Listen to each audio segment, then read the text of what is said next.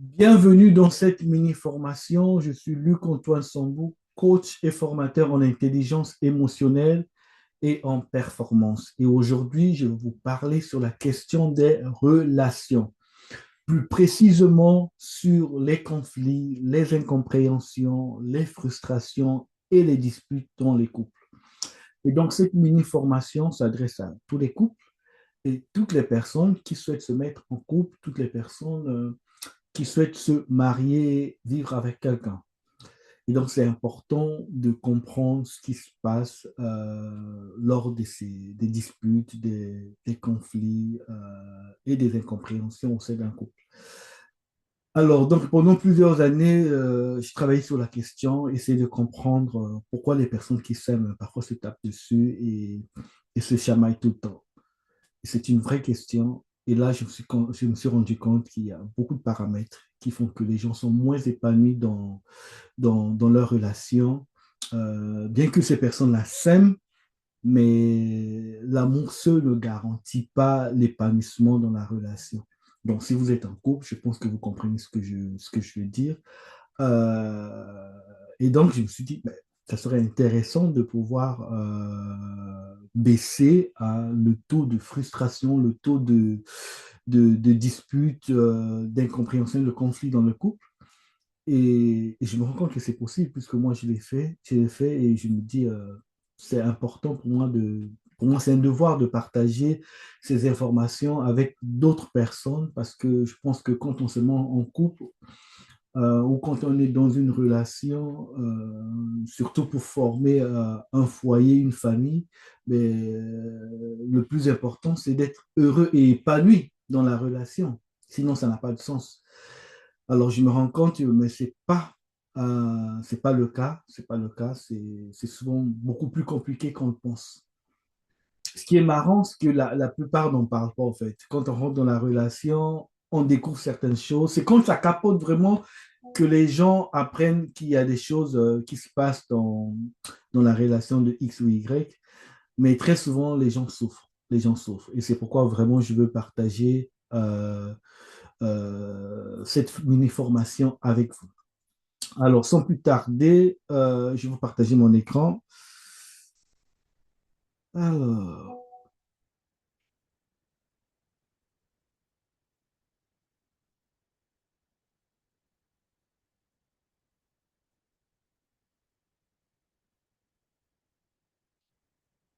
est-ce que c'est prêt? Une petite minute. Alors, maintenant. Ok, ok. Je vais juste déplacer ça et le mettre ici. Alors, baisser les frustrations et les disputes dans son couple. Donc, un sujet très intéressant pour garantir vraiment l'épanouissement.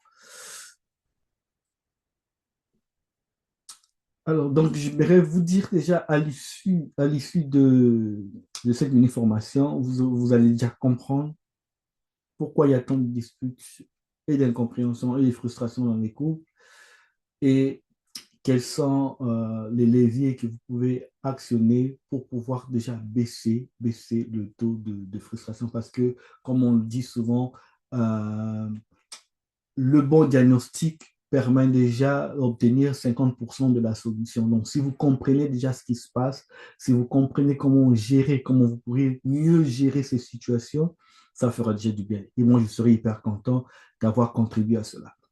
Donc, accrochez-vous, prenez les notes si vous souhaitez, et let's go. Alors, donc, pour vraiment aborder cette question-là et pour que vous puissiez vraiment comprendre ce qui se passe dans les relations, pourquoi tant de disputes, pourquoi tant de frustrations, conflits, il faudrait d'abord comprendre le concept des relations. C'est hyper important. Alors, donc, nous avons été créés pour être constamment en relation. Donc, nous sommes des êtres relationnels. On est appelé à pouvoir interagir avec les autres, à être en relation avec les autres. Donc, c'est pourquoi vous êtes en couple. Ou bien vous souhaitez vous mettre en couple parce que c'est important. Donc, le vrai épanouissement s'expérimente toujours dans le cadre d'une relation. hein. Dans le cadre d'une relation, je prends un exemple, si aujourd'hui vous gagnez à la loterie et vous avez des milliards et des milliards et on vous envoie très loin dans un pays où vous êtes tout seul, vous ne serez pas épanoui parce que il vous manquerait de la relation, cette relation-là en fait. Parce que c'est la relation qui nous nourrit en fait. C'est la relation qui nourrit les personnes. C'est pourquoi ben, les gens se mettent en couple parce qu'on a besoin d'être nourri. Pas forcément en couple, mais entouré, hein. Le besoin de connexion et le besoin de lien d'amour et de connexion est un besoin vital, est un besoin important pour tout être humain. Donc, c'est pourquoi, ben, voilà, il y a certaines personnes qui le comblent d'une autre manière, pas forcément en se mettant en couple, mais et il y a la plupart qui se mettent en couple, et là, normalement, pour être plus heureux, normalement, pour être plus heureux.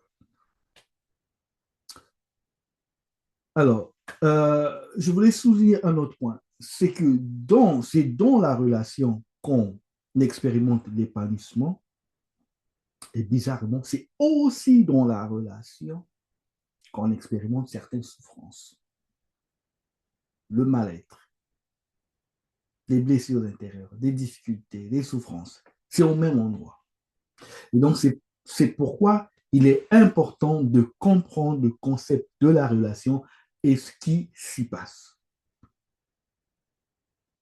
Alors, je pense que vous l'avez déjà entendu, dans la relation, il faut apprendre à communiquer. Communiquer, qui vient du mot communicare, qui signifie entrer en relation avec.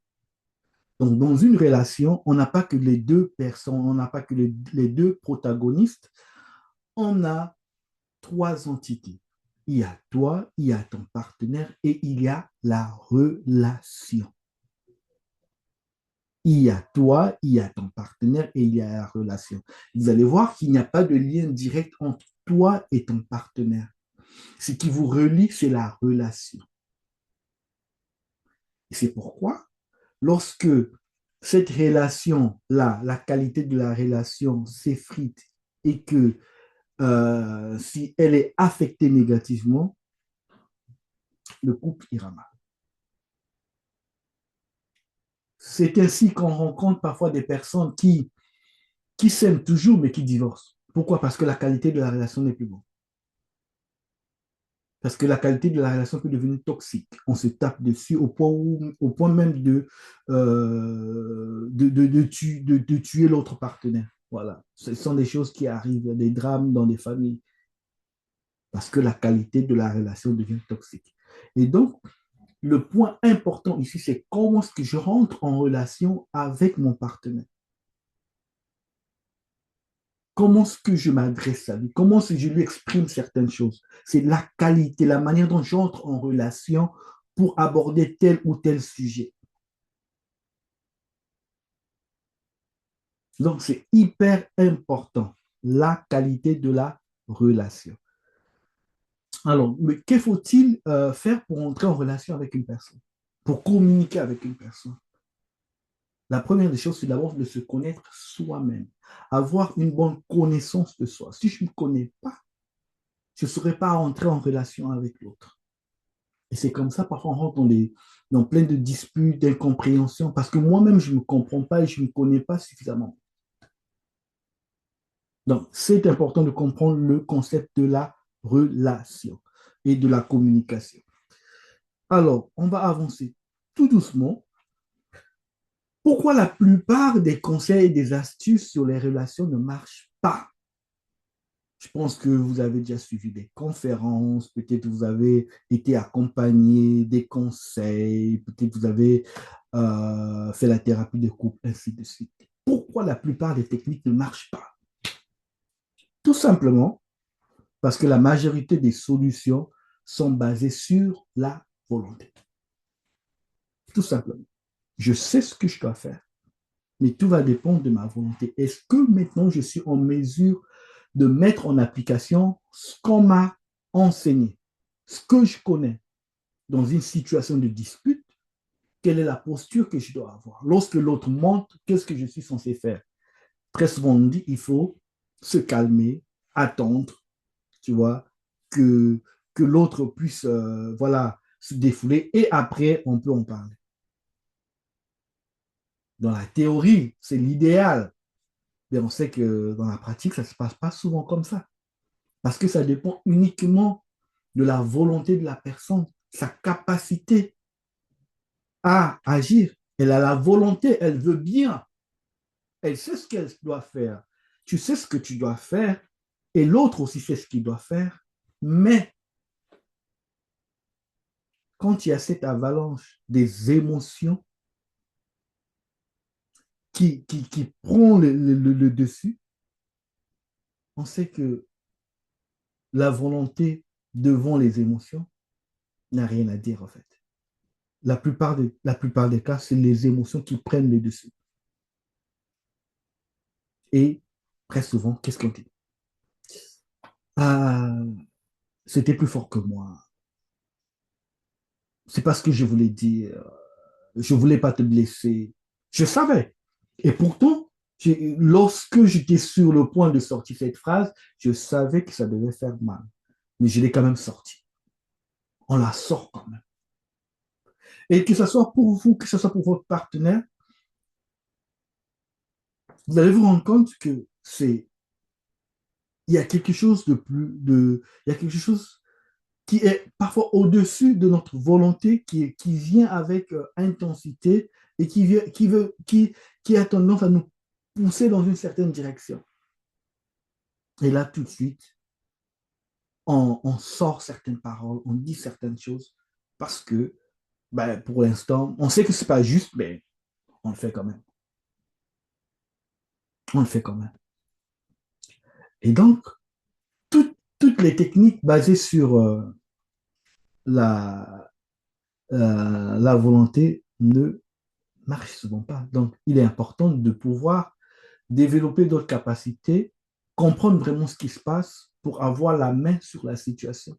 Sinon, on va toujours subir parce que euh, deux personnes qui s'aiment, je ne pense pas que c'est vraiment les deux conjoints décident de pouvoir se taper dessus, décident de pouvoir détruire l'autre sans raison. Non, il y a toujours quelque chose qui vient de l'intérieur qui pousse l'autre à percevoir les choses d'une certaine manière et à agir d'une certaine manière. Et donc, c'est important, il est vraiment important de comprendre ce qui se passe lors de ces échanges, lors de ces conflits, lors de ces disputes. Donc, on sait ce qu'on doit faire, mais les émotions prennent le dessus, très souvent. Alors, donc, comme je disais, pourquoi tant de disputes et d'incompréhension dans les relations? Il est important de comprendre ce point. Les situations de frustration, de dispute, d'incompréhension sont inhérentes à la relation. Sont inhérentes à la relation. Tu ne peux pas te dire, ben oui, moi j'aime mon mari, j'aime mon partenaire, en tout cas, chez nous, il n'y a pas ce genre de situation. Tu te mets le doigt dans l'œil. Pour ceux qui ne sont pas encore mariés, pour ceux qui ne sont pas encore en couple, mais pour ceux qui sont en couple, tu n'as pas besoin de faire un dessert, vous savez comment ça se passe. Les situations de frustration, il y en aura, les situations de dispute, d'incompréhension, ainsi de suite. Parce que c'est inhérent à la relation. Déjà, même vous-même en tant que personne, parfois vous hésitez, vous ne savez pas ce que vous devez faire. Parfois vous êtes divisé. Vous changez parfois d'avis, vous changez d'opinion. Et à comble une plus forte raison, lorsque vous êtes avec une autre personne. Donc c'est tout à fait normal. C'est une situation normale, une situation de frustration, de dispute. Oui, je fais bien la différence entre les disputes et les situations de dispute. Je ne dis pas que vous devez passer votre temps à vous disputer. Non, c'est que les situations de dispute, de frustration, d'incompréhension sont inhérentes à la relation. Ça fait partie de la relation. Maintenant, il faudrait juste savoir comment les gérer, comment mieux les appréhender, afin de ne pas rentrer dans des disputes, de ne pas tomber dans les conflits. Donc, pour certaines personnes, c'est vraiment des conflits tout le temps, c'est des situations récurrentes, des conflits récurrents pour lesquels on n'arrive pas à trouver des solutions.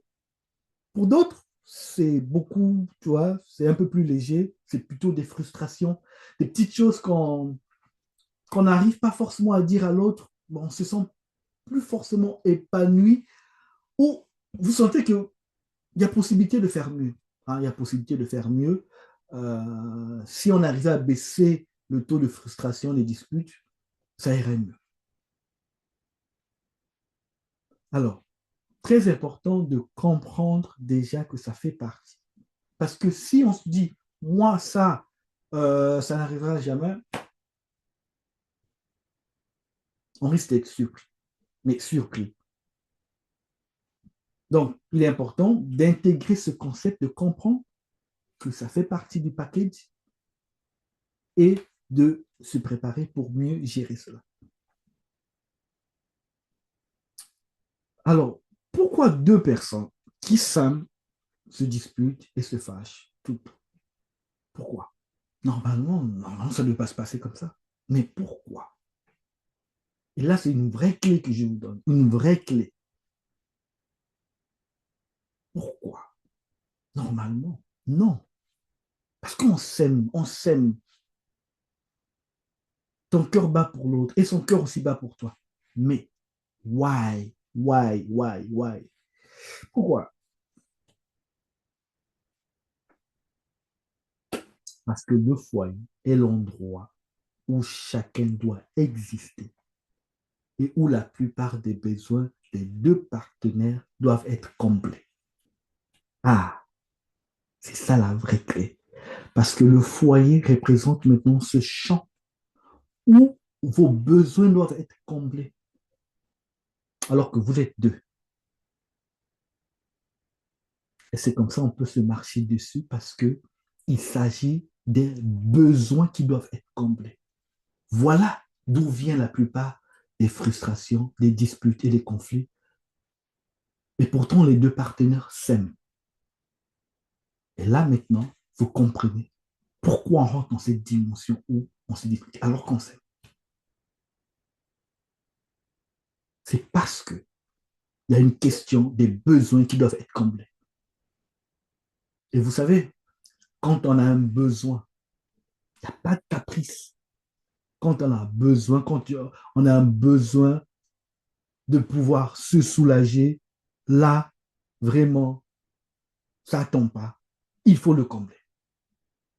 Et donc, avec les besoins, il n'y a pas de caprice. Un besoin doit être comblé. Et souvent, on fait tout ce qui est dans notre pouvoir pour combler ce besoin. Et c'est comme ça, on marche sur l'un et sur l'autre. Et c'est comme ça qu'on se blesse mutuellement, involontairement, mais on le fait quand même parce qu'il y a un besoin qui doit être comblé. Donc, important de comprendre le concept des besoins. Et donc, je peux vous dire, avec le peu d'expérience que j'ai et le recul sur la question, la plupart des cas, le problème ne vient ni de l'un ni de l'autre. Parce qu'ils s'aiment. Mais le problème vient de leur programmation, de leur fort intérieur, de leurs besoins, de leur passé, de leur histoire. Si la personne, je prends par exemple, se sent en insécurité émotionnellement parlant,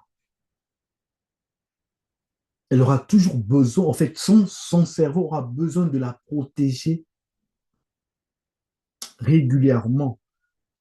Et donc, quand on parle de protection, c'est des mécanismes et des comportements de protection qui vont s'appliquer et en ce moment-là, on fait ce qu'on ne doit pas faire. Parce que le plus important, c'est de te protéger toi. Le plus important, c'est que tu sois protégé. Et donc, nous sommes gérés par une programmation interne. C'est quoi la programmation interne? On a nos croyances, notre histoire, ce qu'on a vu depuis notre enfance, ce qu'on a entendu, ce qu'on a expérimenté. C'est ça qui nous pilote de l'intérieur. Et on a plusieurs besoins. Et donc, quand ces besoins se font ressentir, il faut les combler. Et pour les combler, ben, très souvent, ça passe aussi par la personne qui est en face de nous. C'est pourquoi dans les couples, ben, il y a parfois des situations de dispute et de conflits, tout simplement parce qu'on a un besoin intérieur qu'il faut combler. Mais très souvent, on n'est pas conscient qu'il est là, il s'agit d'un besoin que je dois combler et on n'arrive pas à identifier le besoin.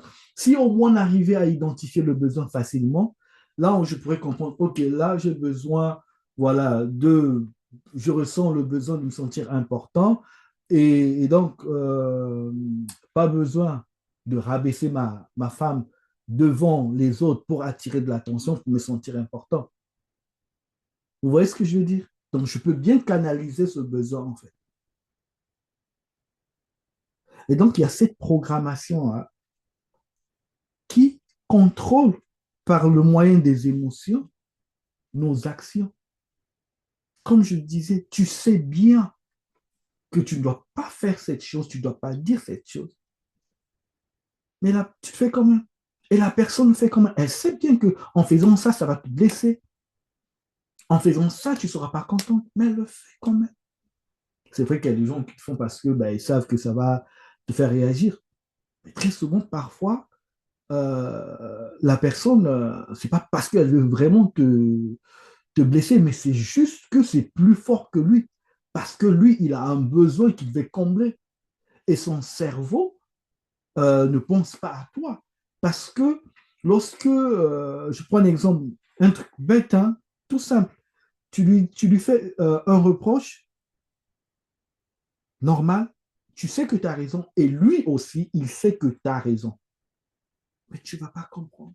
Ça ira dans tous les sens. Et là, tu deviens une cible pour lui. Tu ne comprends pas. Il va te rappeler certaines choses. Et la discussion va prendre une autre tournure. Et tu vas te dire, mais je ne comprends pas. Qu'est-ce que j'ai dit de mal?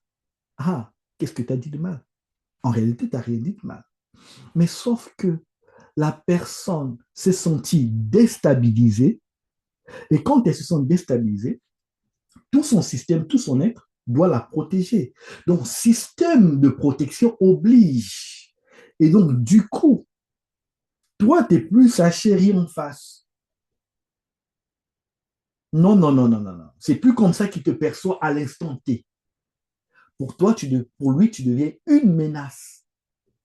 Pour lui, tu deviens une menace. Et donc, comme dans les films, cible identifiée, prêt à attaquer. Et c'est comme ça, parfois, on sort des choses qu'on nous a confiées, des choses personnelles, parfois même de son enfance. Et là, je ressors ça comme ça. Bah, bah, bah. C'est pourquoi, c'est pourquoi. Et là, tu te dis, waouh, mon histoire personnelle, ce qui me fait mal, mais ce qui m'a fait mal, mes blessures ou mes trahisons du passé, je me suis confié à toi un jour et toi, dans des situations comme ça, tu ressors cela pour m'attaquer. Et après, la personne va te dire, non, désolé, je ne comptais pas vraiment te blesser. Et quelque part, tu vas te dire, non, c'est fou, tu l'as fait exprès. Mais peut-être qu'il ne comptait pas vraiment le faire. Mais l'intensité émotionnelle qui est venue avec, qui l'a poussé à le faire, parce qu'il fallait le protéger lui d'abord. Et donc, c'est un mécanisme qui est égoïste. La personne pense d'abord à soi. C'est même pas la personne, c'est le système, le cerveau qui fait à ce que la personne puisse d'abord se protéger elle-même. Quitte à détruire toutes les personnes qui sont en face, quitte à faire du mal aux autres, le plus important, c'est que la personne d'abord puisse se protéger. Et c'est ça, en fait, qui amplifie les conflits, les incompréhensions. Donc, si on ne comprend pas ce qui se passe, on va commencer à se dire, oui, c'est l'autre, il est bizarre, il m'a fait ceci, il m'a fait cela. C'est vrai qu'il y a dans certains couples où, voilà, le monsieur ou la femme décide d'avoir un certain comportement, une certaine attitude. Mais est-ce qu'à la base, c'était comme ça? En fait, ce sont ces mécanismes-là, au fur et à mesure, ces genres de situations, quand ce n'est pas traité, mais la personne va se retrouver dans des situations où ben, elle va commencer à se comporter vraiment, vraiment, vraiment bizarrement envers l'autre. Ça peut, se, euh, Ça peut être une forme d'autorité démesurée, ça peut être de l'infidélité, ça peut être autre chose, ça peut être plein de choses. Mais quand vous regardez bien, au début, ce n'était pas comme ça. À moins que la personne avait déjà un objectif bien précis. Mais très souvent, ce sont ces programmations, quand ce n'est pas traité correctement, quand ce n'est pas identifié, quand je ne maîtrise pas ma vie, je ne maîtrise pas ce qui se passe, je subis la situation en fait. Donc même celui qui se comporte mal, lui aussi, il subit la situation. Et toi qui reçois les coups, tu subis aussi la situation. Et tout le monde subit parce qu'il y a un système. Donc c'est important de comprendre, il y a moi et il y a mon histoire qui me pilote. Il y a mes valeurs, il y a mes croyances, il y a mon passé. Donc, si je ne comprends pas ces besoins-là, ça serait compliqué. Et c'est pourquoi on a toujours les mêmes situations, les mêmes incompréhensions, les mêmes conflits, et ainsi de suite. Jusqu'à ce qu'on se pose pour comprendre vraiment ce qui se passe. Donc, comme je disais, le cerveau a sa propre logique. Le but du cerveau, dans le subconscient, la partie qui contrôle 95% de nos actions, de nos besoins, de tout ce qu'on fait, a sa propre logique. Et son but principal, c'est notre sécurité. Et pour ça, ben, il est prêt à tout. Dénigrer les autres, il est prêt à tout. Frapper, prêt à tout. Taper, tout, tout, tout. Il est prêt à tout, en fait. Si on n'a pas identifié, si on n'arrive pas à manager correctement, si on se laisse contrôler par ce système, par cette programmation, on peut avoir la volonté d'aimer sa femme, d'aimer son mari, d'être là pour sa famille. Mais quand nos besoins émotionnels se manifestent, il faut les combler. Et je prends un exemple. Je vais vous donner un exemple d'un besoin, le besoin de se sentir important. Si je vous disais que la dame qui va en Afrique pour aider les orphelins et le jeune qui agresse quelqu'un en route ou qui le frappe, ou le monsieur qui décide de frapper sa femme ou ses enfants, pour rien comme ça. Si je vous dis que les deux personnes sont alimentées, motivées par le même besoin, vous allez me dire non. L'autre, elle va pour faire du bien aux autres, et lui, il fait du mal aux autres. Mais ils sont à la recherche d'un même besoin. Ouais, il se pourrait que la dame, en faisant ça, elle veut se sentir importante. Et lui, en attaquant, en faisant du mal aux autres, c'est en ce moment où ils se sentent tout puissants, où ils se sentent importants. Donc, si lui ne sait pas combler à la base son besoin d'importance, ben, il va trouver d'autres moyens. En fait, il y aura d'autres moyens qui vont s'imposer à lui.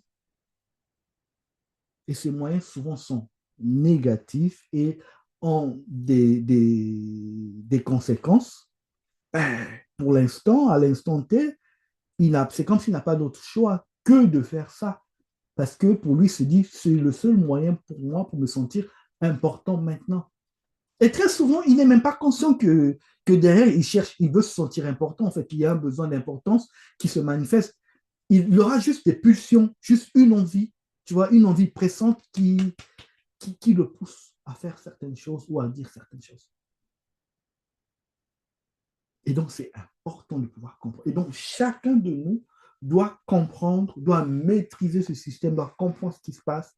Et ce n'est pas compliqué. Et donc, moi, en travaillant sur ça, j'ai compris, tu vois, qu'il y a des besoins, il y a des besoins émotionnels, des besoins de connexion, de sécurité, de croissance, ainsi de suite. Et travailler dessus et être en mesure de contrôler cela pour ne pas subir la situation, pour comprendre même ce qui se passe chez l'autre. Parce que c'est ce qui est intéressant, si vous comprenez bien cette formation, si vous arrivez à maîtriser vos pulsions et comprendre à chaque fois que les besoins se manifestent en vous, ou bien lorsque l'autre a une certaine attitude ou une certaine réaction qui essaierait de susciter, je ne sais pas, de la souffrance, de la douleur en vous, vous saurez comment mieux gérer cela et ne pas subir parce que vous serez en mesure de comprendre ce qui se passe.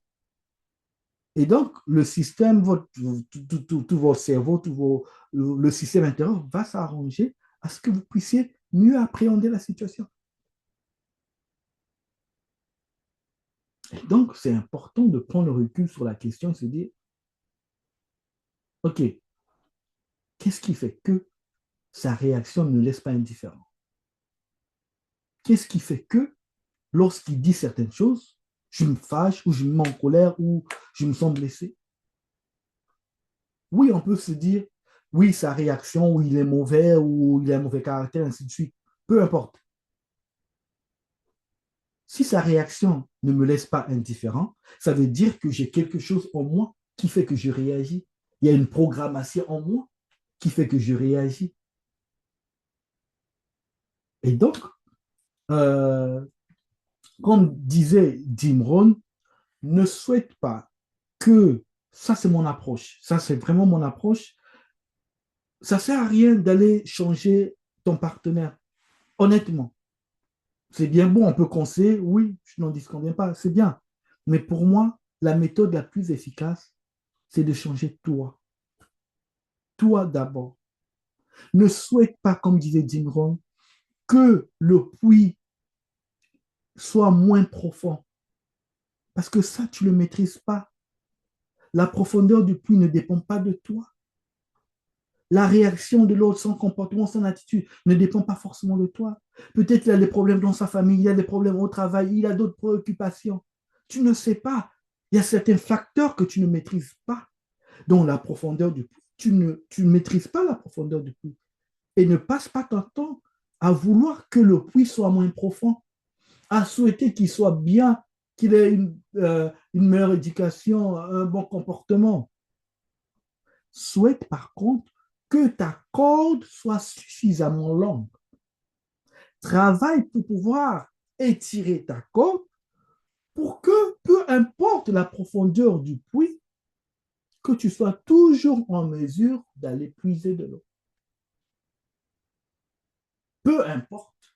Comme ça, on ne subit pas. Et on reprend le contrôle de sa vie et qu'on maîtrise les situations.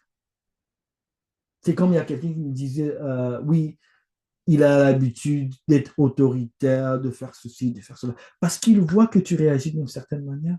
Mais si tu arrives à développer cette capacité-là, à avoir une corde qui est suffisamment longue, à percevoir déjà la situation de très loin et de la désamorcer, et ça va déstabiliser la personne. Elle ne va pas comprendre. Elle va se dire, mais habituellement, elle réagit quand je fais ça. Mais qu'est-ce qui se passe? Parce que là, maintenant, vous maîtrisez la situation, vous ne subissez plus. Et c'est possible, il faudrait juste changer ce qui se passe en soi et comprendre un peu l'histoire des émotions. Parce qu'on nous a raconté plein de choses sur les émotions. Que les émotions ne sont pas bonnes, il faut les fuir. Et c'est tout ça qui amplifie la situation. C'est tout ça qui amplifie la situation. Donc, il est important de pouvoir se familiariser à ces choses, de comprendre ce qui se passe en soi et de faire les ajustements nécessaires. Donc là, je parlais tout à l'heure, j'ai déjà donné un exemple sur le besoin de sécurité. Et vraiment, c'est important de comprendre que ça se passe à l'intérieur. Donc, pour être plus épanoui, c'est à l'intérieur. C'est pas ce que l'autre va faire, c'est pas ce que l'autre va dire qui va déterminer votre épanouissement. Si vous attendez son attitude, son bon comportement, ça veut dire que vous êtes prisonnier, ça veut dire que vous ne maîtrisez rien. Ça veut dire que votre situation est entre les mains de l'autre. Et là, c'est compliqué. Honnêtement, c'est compliqué.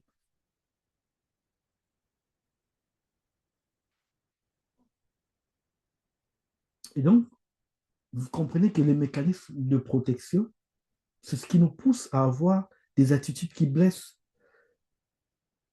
des attitudes qui blessent. On se marche dessus régulièrement, en fait, inconsciemment, parce que on veut se protéger. Inconsciemment, en fait, on se protège.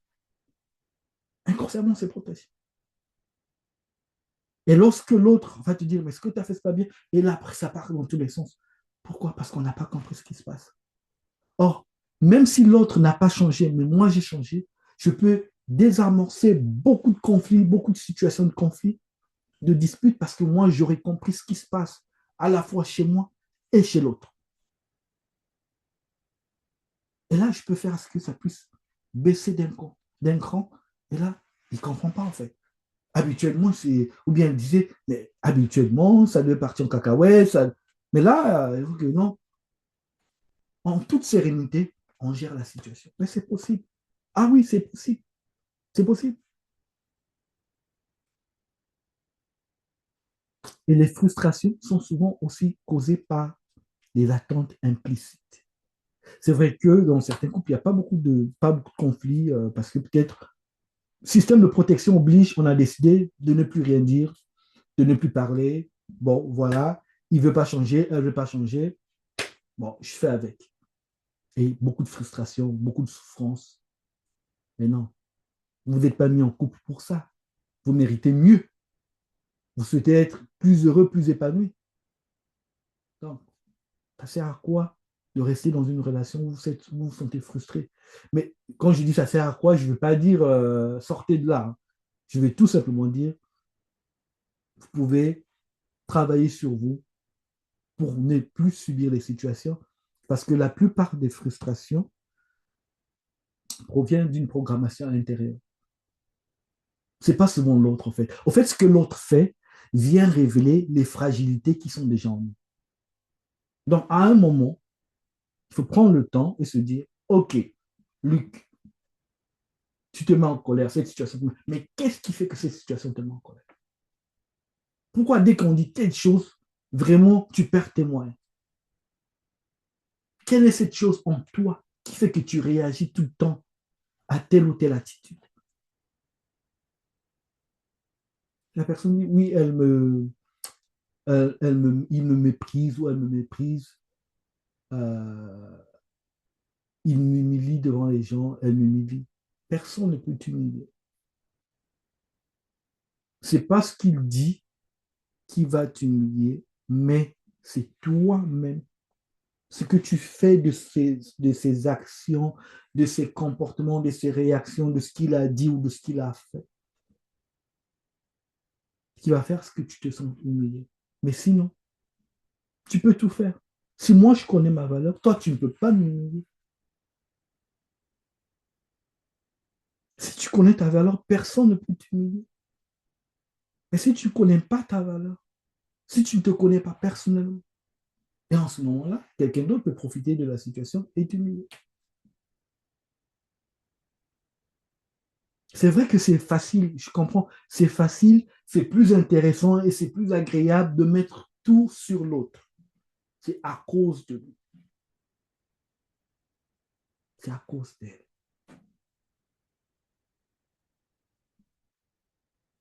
C'est plus facile. Mais quand on fait ça, on n'est plus responsable. On n'est plus responsable. En faisant cela, on donne le pouvoir à l'autre. On donne le pouvoir à l'autre. On n'est plus responsable. On ne maîtrise plus la situation parce que la situation n'est plus entre nos mains. Et je sais, ce n'est pas ce que vous souhaitez. Ce n'est pas ce que tu souhaites. Tu souhaites maîtriser ta vie, être plus épanoui, avoir une relation intéressante où il y a vraiment beaucoup de complicité. Et pour ça, il faudrait juste apprendre à gérer d'abord sa vie, à être épanoui personnellement, d'abord. Et ça s'apprend. Ça s'apprend.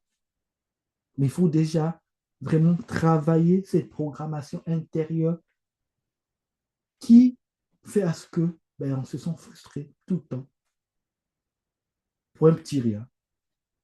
On a plein de frustrations et même des frustrations qu'on ne dit pas. Pour ceux qui sont déjà dans une relation, dans un couple, vous savez de quoi je parle. Il y a des remarques parfois qui sont frustrés, mais tu dis ça sert à rien de le dire. Tu vois, sinon ça pourrait dégénérer. Il y a des choses qu'on garde pour soi, mais on se sent frustré. On se sent frustré.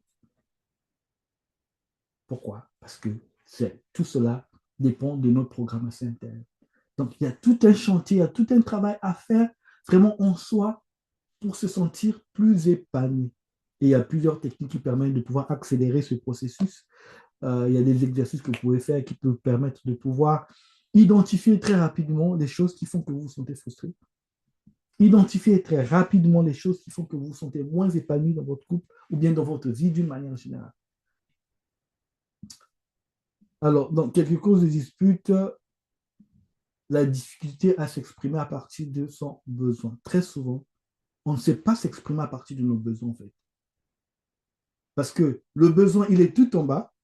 Tout ce que nous ressentons, c'est de la frustration. Par exemple, ton épouse, elle sort, euh, elle est censée revenir à 4 heures, il est 19 à 4 heures, il est 7 heures, et tu te dis, tu sens vraiment la frustration, mais tu ne vois pas l'heure, t'es où, ainsi de suite.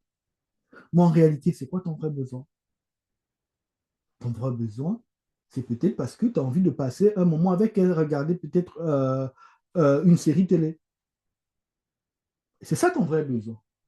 Mais non, c'est pas comme ça que tu vas t'exprimer. Tu vas projeter ta frustration. Tu vas projeter ta frustration. Tu te dis, mais oui, tu vois pas l'heure, tu n'as pas une montre, tu es sorti, tu avais dit que tu rentres à 4 heures, il est 7 heures, ainsi de suite. Et là, soit de l'autre côté, la personne va dire, OK, désolé, j'arrive, ou est-ce que ça peut aussi aller dans tous les sens disant, mais quoi, tu vois, tu ne te poses même pas la question pour savoir ce qui s'est passé, pourquoi je ne suis pas encore rentré, tu te mets directement à crier, ainsi de suite. Et c'est pas dans tous les sens. Pourquoi? Parce que je ne me suis pas exprimé à partir de mon besoin. Or, si je te disais, chérie, t'es où? J'ai besoin de toi, tu vois, je veux regarder cette série avec toi, tu vois, jusqu'à présent, tu n'es pas encore rentré, je t'attendais. Là, c'est différent parce que la personne va, sera beaucoup plus sensible à mon besoin, en fait, à mon besoin. Mais pour ça, j'avoue qu'il y a un petit travail à faire avant pour être en mesure, pour être à l'aise avec cette manière de s'exprimer. Parce que c'est vraiment lié à l'ego. Très souvent, les gens n'ont pas envie de s'exprimer à partir de leurs besoins parce qu'ils vont se dire, je me sentirais faible devant l'autre. Je me sentirais faible devant l'autre. Alors que quand on développe, tu vois, cette sérénité, cette confiance en soi, on a cette facilité de s'exprimer à partir de son besoin. J'avoue que quand on n'a pas développé cette capacité-là, cette sécurité, cette assurance, il est très difficile de s'exprimer à partir de son besoin parce que, voilà, on se rend un peu vulnérable, tu vois, je t'explique que j'ai besoin de toi là, tu vois, et les gens n'aiment pas, tu vois, se mettre dans cette position où elles expriment clairement qu'elles ont besoin, qu'elles attendent quelque chose de vous, en fait. Et donc, la projection de nos frustrations, c'est ce qui crée souvent des conflits. Parce que lorsque j'en vois comme ça, tu vois, j'exprime ma frustration, et là, l'autre, quand elle va percevoir la chose, elle risque de se sentir menacée, même si j'ai raison, elle va répliquer système de protection oblige. Et l'autre point, c'est quand l'objet de la dispute n'est pas clairement identifié. Quand l'objet de la dispute n'est pas clairement identifié ou quand le partenaire cache le vrai problème. Quand le partenaire cache le vrai problème, et là, on ne sait pas en fait, on ne sait pas clairement pourquoi, qu'est-ce qui fait que, voilà, on se chamaille sur quelque chose, mais tout est flou en fait. Et là, parfois, vous voyez, c'est une discussion stérile, des disputes sans solution, parce que on n'a pas identifié le vrai problème, ou tout simplement parce que l'autre a caché et il n'exprime pas ce qui le dérange vraiment. Il va utiliser une situation quelconque, le fait que tu sois rentré peut-être en retard, alors qu'il y a un autre problème derrière, en fait. Tu dis, mais ça fait juste 30 minutes, je devais rentrer à 18h, il est 18h30, mais je ne comprends pas. Mais oui, le vrai problème n'a pas été identifié.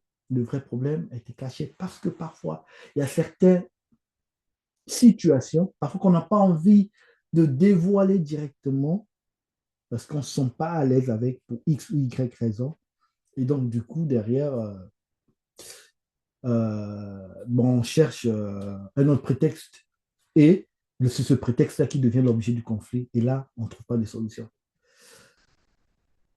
Donc, il est préférable vraiment de choisir une approche qui permet de gérer les situations de dispute ou de frustration à la source et qui ne se focalise pas sur les symptômes, mais sur le vrai besoin, vraiment la vraie source du problème et non les conséquences. Et très souvent, on essaie de régler, de gérer les conséquences.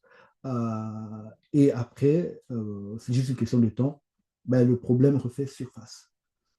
Et les situations, un problème relationnel se traite dans la relation. Un problème de communication se traite dans la communication. Il ne faudrait pas confondre les choses. Et très souvent, parfois, dans les couples, mais les problèmes qui ne trouvent pas de solution, mais on essaye de pouvoir trouver une solution temporaire, tu vois, au lit, mais le lit ne règle pas le problème, tu vois, le lit vient juste détendre un peu l'atmosphère, on essaie d'oublier, mais le lendemain matin, la situation est là en face de vous.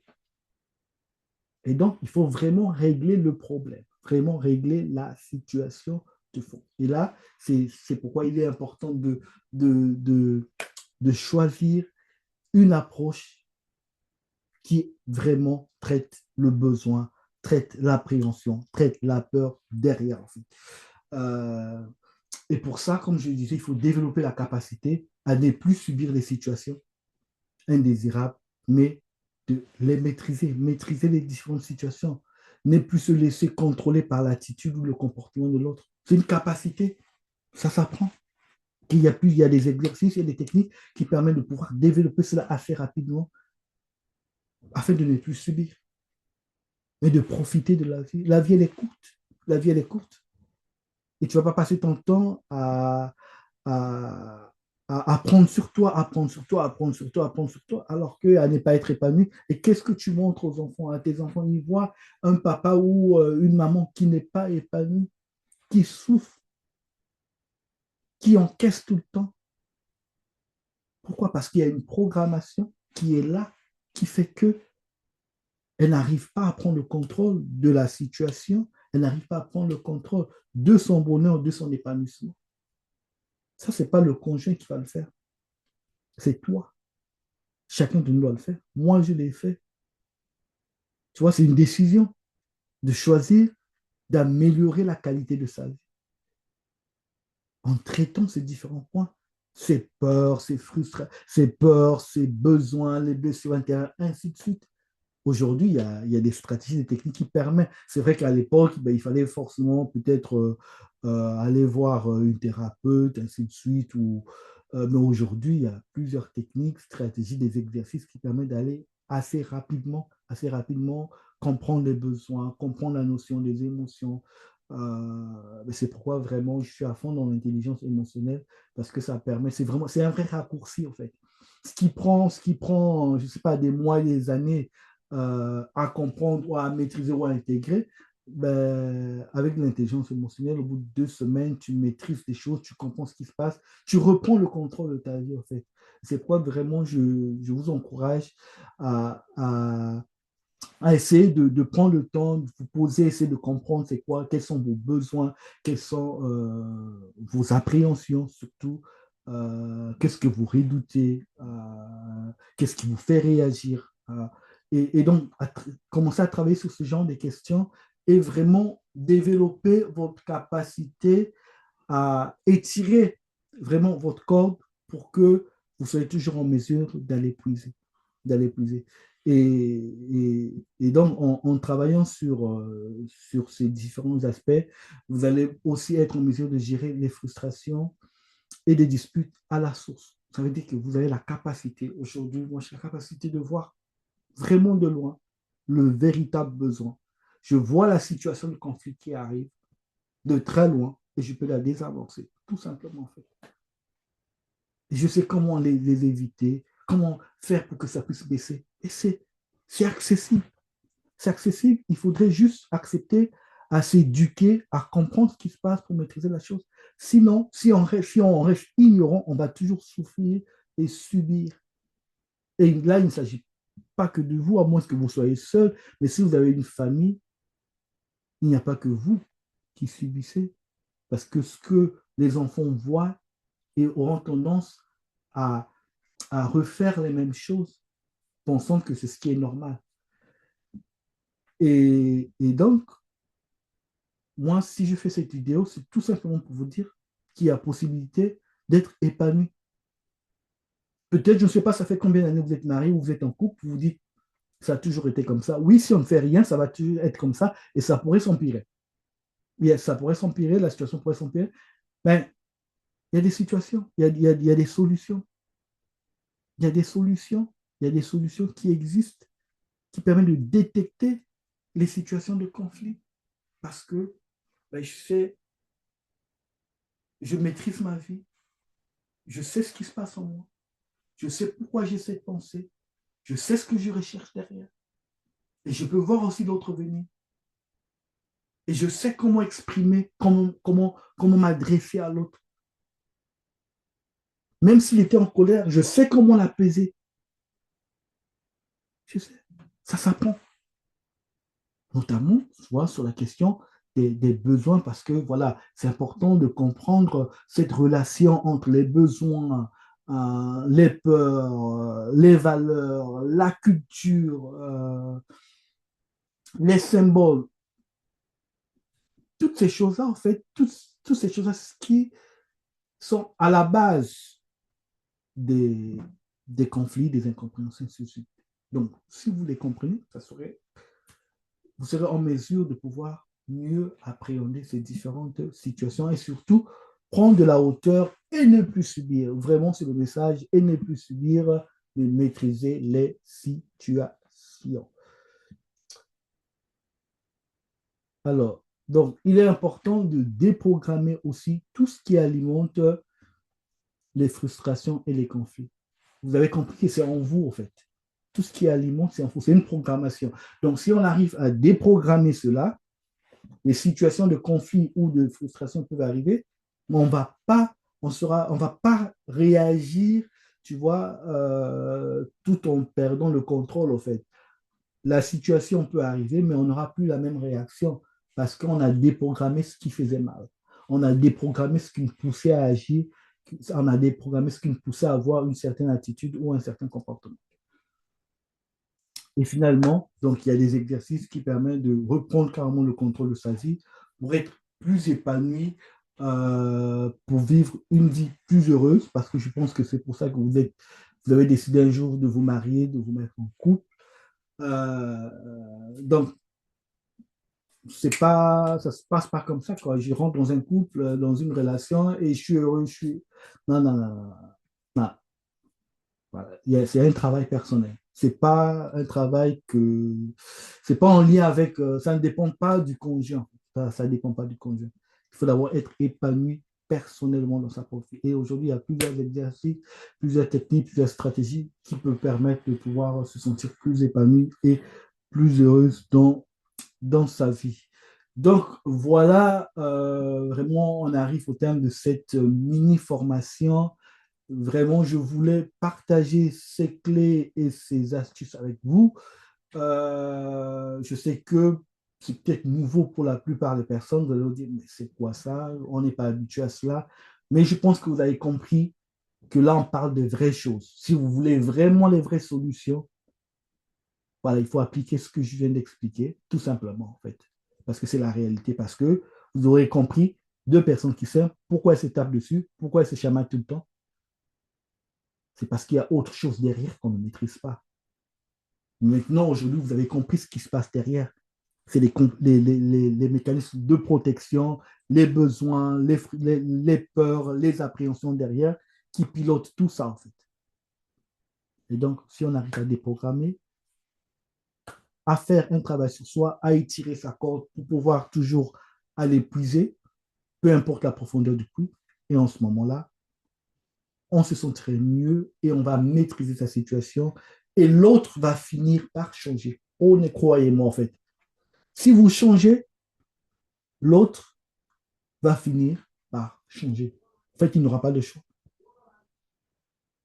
Il n'aura pas le choix, il va finir par changer et vous n'allez plus subir la situation. Et vous allez même peut-être compatir parce que vous allez voir ses comportements et ses agissements. Vous saurez exactement pourquoi il fait ça, qu'est-ce qui se passe. Mais la plupart du temps, je peux vous dire, ce sont des personnes qui sont en souffrance. Parce que si tu aimes quelqu'un, tu ne peux pas avoir certains agissements, certains comportements. Et quand on a ces genres de comportements ou d'agissements envers son partenaire, on sait que ce n'est pas normal, ce n'est pas logique. Ça veut dire que la personne a un souci. Et donc, en faisant ce genre de travail, en vous habituant à travailler sur les émotions, sur les besoins, sur tous les points en lien avec les relations, la culture, le système de valeurs, ça va vous permettre de comprendre exactement ce qui se passe chez l'autre. Et vous pourrez même l'aider. Vous pourrez pas forcément, quand je dis l'aider, mais l'emmener à réfléchir, à prendre conscience de ce qui se passe. Parce que lorsqu'on ne prend pas conscience de ce qui se passe, on est piloté par notre subconscient, dans le côté inconscient de l'être humain.